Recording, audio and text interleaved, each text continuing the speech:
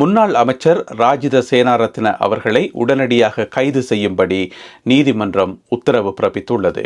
யாழ்ப்பாணம் சாவச்சேரி பகுதியில் 2000 கிலோவுக்கும் அதிகமான கஞ்சா மீட்கப்பட்டுள்ளது. துபாயில் இருந்து தங்க பிஸ்கட்டுகளை கடத்தி கொண்டு வந்த நபர் ஒருவர் கட்டுநாயக்கா விமான நிலையத்தில் வைத்து கைது செய்யப்பட்டிருக்கின்றார். நீண்ட தூர பயணங்களில் ஈடுபடுகின்ற பேருந்துகளில் செயற்கை நுண்ணறிவுடன் கூடிய கேமராக்கள் பொருத்தப்பட்டிருக்கின்றன.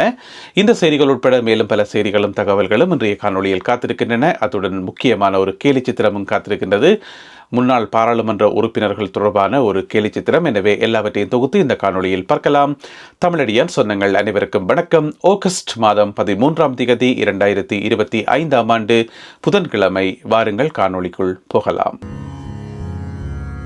முன்னாள் அமைச்சர் ராஜித சேனாரத்ன அவர்களை உடனடியாக கைது செய்து நீதிமன்றத்தில் முற்படுத்தும்படி நேற்று கொழும்பு மாவட்ட நீதவான் நீதிமன்றம் உத்தரவு பிறப்பித்திருக்கின்றது. உங்களுக்கு தெரியும், முன்னாள் அமைச்சர் ராஜித சேனாரத்ன அவர்கள் மேல லஞ்ச ஊழல் ஆணைக்குழுவால் பல்வேறு விசாரணைகள் முன்னெடுக்கப்பட்டு வருகின்றன. அந்த விசாரணைகளுக்கு ஒழுங்காக ஒத்துழைப்பு வழங்காமல், அந்த சொன்ன திகதிகளுக்கெல்லாம் விசாரணைக்கு போகாமல் பல்வேறு இடைஞ்சல்களை கொடுத்து வருகின்றார் ராஜித சேனாரத்ன அவர்கள். இடையில அவர் எங்கேயோ காணாமல் போனதாக கூட சொல்லப்பட்டது.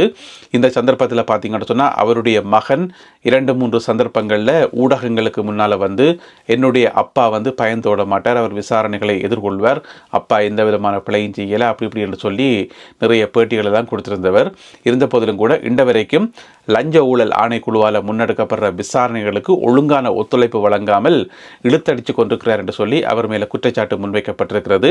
இப்படி இவர் நடந்து கொள்கிறார் என்று சொல்லி லஞ்ச ஊழல் ஆணைக்குழு நீதிமன்றத்துக்கு அறிவித்ததை அடுத்து இப்பொழுது நேற்றைய நாளில் நீதிமன்றம் உத்தரவு பிறப்பித்திருக்கிறது. அவரை உடனடியாக கைது செய்து நீதிமன்றத்தில் முற்படுத்தும்படி.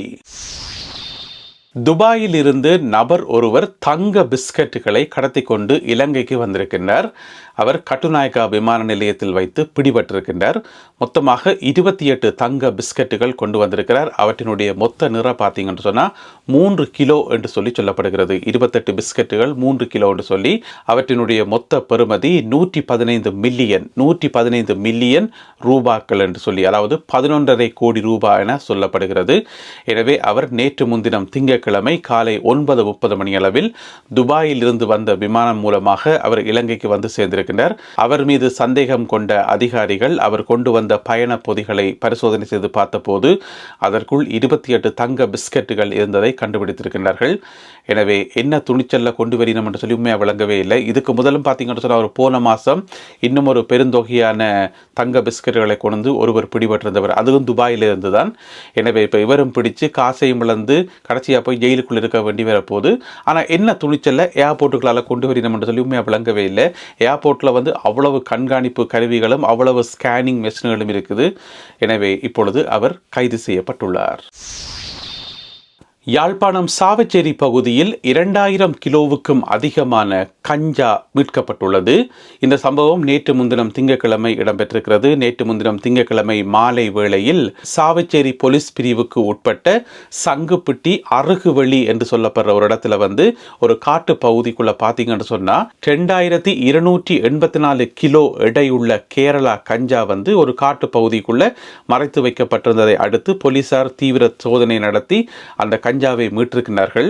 இந்த கஞ்சா மொத்தமாக 126 பொட்டலங்களாக கட்டப்பட்டிருந்ததாம். 126 பாசலாக பிரித்து கட்டப்பட்டு மொத்தமாக அதனுடைய நிறை பார்த்தீங்கன்னு சொன்னால் 2284 கிலோ. இதனுடைய பெறுமதி 7 கோடி ரூபாவாம். எனவே கேரளா கஞ்சா என்று சொன்னால் அங்கே இருந்து கடத்தி கொண்டு வந்திருக்கணும், கடல் மார்க்கமாக கடத்தி கொண்டு இந்த ஒரு காட்டு பகுதிக்குள்ள வச்சு புதைச்சி வச்சிருந்திருக்கணும், மறைச்சி வச்சிருந்திருக்கணும். அதனுடைய பெறுமதி 7 கோடி ரூபாய். இதனுடன் சம்பந்தப்பட்ட 2 பேர் இப்பொழுது கைது செய்யப்பட்டிருக்கிறார்கள். இந்த சம்பவம் மிகுந்த அதிர்வலைகளை உருவாக்கி இருக்குது. ஏனென்று சொன்னால் 2284 கிலோ கேரளா கஞ்சாவை கடல் மார்க்கமாக கடத்தி கொண்டு பிறகு அதை தர மார்க்கமாக கடத்தி கொண்டு இந்த காட்டுக்குள்ள ஒளிச்சு வச்சிருக்கிறோம் என்று சொன்னால் எந்த அளவுக்கு செயல்பட்டிருக்கணும் என்று சொல்லி பாருங்க. இவ்வளவு கஞ்சாவும் இதில் பிடிபடாமல் பொதுமக்கள் மத்தியில் பரப்பப்பட்டா, பொதுமக்கள் மத்தியில் அதிலையும் குறிப்பாக இளைஞர்கள் மத்தியில் விநியோகிக்கப்பட்டிருந்தா நிலைமையை யோசிச்சு பாருங்க. எனவே இதே மாதிரி நிறைய சம்பவங்கள் நடந்து கொண்டு தான் இருக்குது. பிடிபட்டது போக பிடிபடாமல் இன்னும் எங்கெங்க என்னெல்லாம் இருக்கும்னு சொல்லி தெரியல. எனவே அரசாங்கமும் காவல்துறையும் தான் இதற்காக தீவிரமான நடவடிக்கை எடுக்க வேண்டும். நீண்ட தூர பயணத்தில் ஈடுபடுகின்ற பேருந்துகள், அதாவது அரசாங்க பேருந்தாக இருக்கலாம் அல்லது தனியார் பேருந்தாக இருக்கலாம், இந்த பேருந்துகளில் வந்து செயற்கை நுண்ணறிவுடன் கூடிய கேமராக்களை பொருத்துகின்ற நடவடிக்கை நேற்று முதல் ஆரம்பிக்கப்பட்டிருக்கிறது.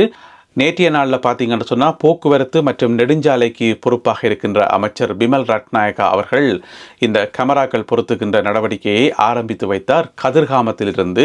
ஏன்னு சொன்னால் கதிர்காமத்திலிருந்து தான் நாட்டின் பல்வேறு பகுதிகளுக்கு நீண்ட தூர பேருந்துகள் போகுது என்று சொல்லி ஏற்கனவே விபத்துக்குள்ளான பேருந்துகளும் வந்து கதிர்காமத்திலிருந்து புறப்பட்டு வந்த பேருந்துகள் தான்.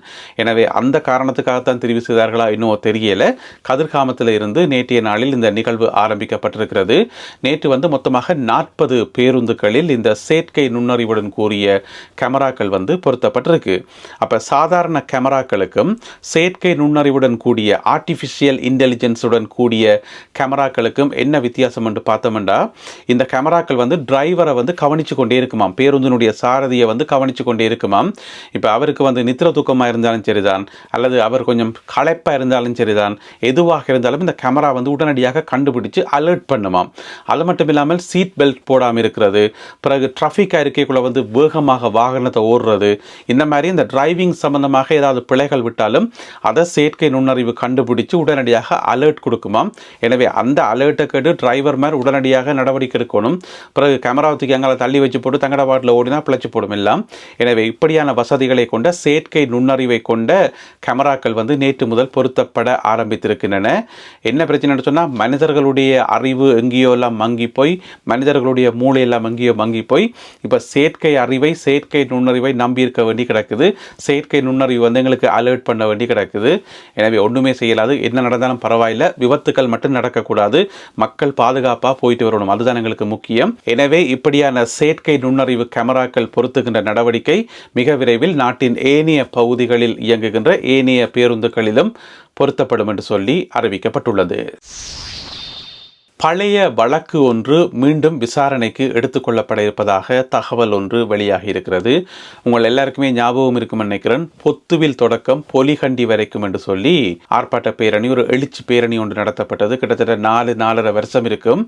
அப்பேக்க வந்து அதில் கலந்து கொண்டார்கள் என்று சொல்லி மல்லாவி வர்த்தகர் சங்கத்தைச் சேர்ந்த சில உறுப்பினர்கள் மேலே வழக்குகள் எல்லாம் போடப்பட்டது. பிறகு அந்த கதை வந்து அப்படியே விட்டாச்சு. இப்போ பார்த்தீங்கன்னு சொன்னால் மாங்குளம் நீதிமன்றத்தில் திரும்பவும் அந்த வழக்கு வந்து விசாரணைக்கு எடுத்துக்கொள்ளப்பட இருப்பதாக தகவல்கள் வெளியாகி இருக்குது. எனவே 4.5 வருஷம் கழித்து எப்பயோ ஒரு ஆர்ப்பாட்டத்தில், எப்பயோ ஒரு பேரணியில் கலந்து கொண்டதுக்காக இப்போ மறுபடியும் எதற்காக வழக்கு என்றது ஒரு அதிர்ச்சியாகவே இருக்குது. இருந்த போதிலும் கூட நீதிமன்ற நடவடிக்கைகள் சம்பந்தமாக நாங்கள் எதுவுமே சொல்லக்கூடாது.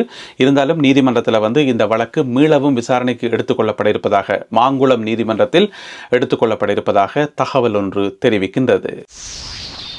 இலங்கையில் இருக்கின்ற அரசாங்க பல்கலைக்கழகங்களில் படித்து பட்டம் பெறுவோரில் 50% அதிகமானவர்கள் வெளிநாடுகளுக்கு செல்கிறார்கள் எனவும் அவர்கள் ஒருபோதுமே திரும்பி வருவதில்லை எனவும் புதிய ஆய்வு ஒன்றின் மூலம் தெரிய வந்திருக்கிறது. இந்த ஆய்வு வந்து பல்கலைக்கழக பேராசிரியர் ஒருவரால் எடுக்கப்பட்டிருக்கிறது. அதில் என்ன சொல்லப்பட்டிருக்கு சொன்னால், இலங்கையில் இருக்கிற அரசாங்க பல்கலைக்கழகங்கள் இருக்குத்தானே, அதில் கல்வி கற்கின்ற மாணவர்கள் கிராஜுவேட் ஆகின பிறகு வெளிநாட்டுக்கு போயினமாம். கிட்டத்தட்ட 50%க்கும் அதிகமானவர்கள் வந்து வெளிநாட்டுக்கு போயினமாம், ஒருபோதுமே திரும்பி வரதே இல்லையாம். எனவே அரசாங்கம் வந்து பல்கலைக்கழக கல்வி என்று சொல்லி அவர்களுக்காக பெருந்தொகை பணத்தை செலவழிக்கின்றது. எனவே அந்த பணம் எல்லாமே வந்து வீணாக போகுது என்று சொல்லி இந்த ஆய்வில் சொல்லப்பட்டிருக்கிறது.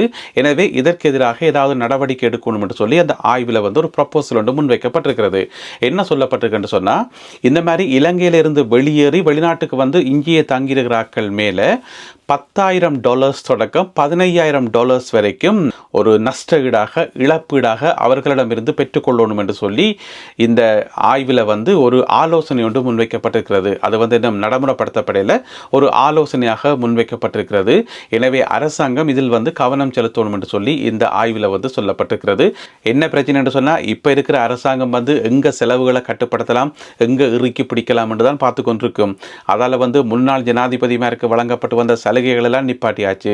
இப்போ பார்த்தீங்கன்னு சொன்னால் பாராளுமன்ற உறுப்பினர்கள், முன்னாள் பாராளுமன்ற உறுப்பினர்களுக்கு வழங்கப்படுற பென்ஷனை இந்த நிப்பாட்டப்புறம் என்று சொல்லி அரசாங்கம் ஒற்றை கால நிற்கிது.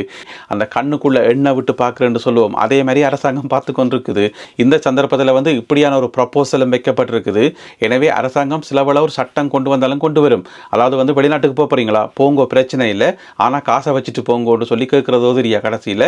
எனவே நடந்தாலும் நடக்கும் இந்த அரசாங்கத்துக்குள்ள. எனவே பொறுத்திருந்து பார்க்கணும் என்ன நடக்குதுன்னு சொல்லி. ஆனால் இலங்கை பல்கலைக்கழகங்களில் கல்வி கற்று பட்டதாரிகளாகின்றவர்களில் 50% அதிகமானவர்கள் வந்து வெளிநாட்டுக்கு போகின்றார்கள் என்றது ஒரு மிகப்பெரிய ஒரு இழப்புன்னு தான் சொல்லணும். நாட்டுக்கு மிகப்பெரிய இழப்பு. எனவே பொறுத்திருந்து பார்ப்போம். அடுத்ததாக இன்றைய கேலி சித்திரம் கார்ட்டூன். ஜனாதிபதி அனுரகுமார திசாநாயக்கா அவர்கள் கையை பின்னுக்கு கட்டி கொண்டு அப்படியே நெஞ்சை நிமித்தி கொண்டு ரெடியாக நிற்கிறார். அவற்றை ஷோல்டரில் பார்த்தீங்கன்னு சொன்னால், தோளில் பார்த்தீங்கன்னு சொன்னால் ஒரு கோடாலி ஒன்று இருக்குது. அந்த கோடாலியில் எழுதப்பட்டிருக்கிறது பாராளுமன்ற உறுப்பினர்களுக்குரிய பென்ஷன் என்று சொல்லி, ஓய்வூதியம் என்று சொல்லி. எனவே முன்னாள் ஜனாதிபதி மாதிரிக்குரிய சலுகைகள் எல்லாம் வந்து கட் பண்ணியாச்சு, இந்த கோடாலியால் கொத்தியாச்சு. அடுத்தது வந்து முன்னாள் பாராளுமன்ற உறுப்பினர்களுக்குரிய அந்த ஓய்வூதியத்தை வந்து கொத்தணும். அதுக்கு தான் இந்த கோடாலியை வச்சு ரெடியாக பார்த்து கொண்டிருக்கிறார். எப்போ கொத்து விழுதோ தெரியலை. எனவே பொறுத்திருந்து பார்க்கணும். இந்த ஒரு கேலி சித்திரம் மற்றும் இன்றைய காணொலியில் பகிர்ந்து கொள்ளப்பட்ட செய்திகள் தொடர்பான உங்களுடைய கருத்துக்களை மறக்காமல் கீழே எழுதுங்கள். மீண்டும் மற்றும் ஒரு காணொலியில் உங்களை சந்திக்கின்றேன். அதுவரை நன்றி, வணக்கம்.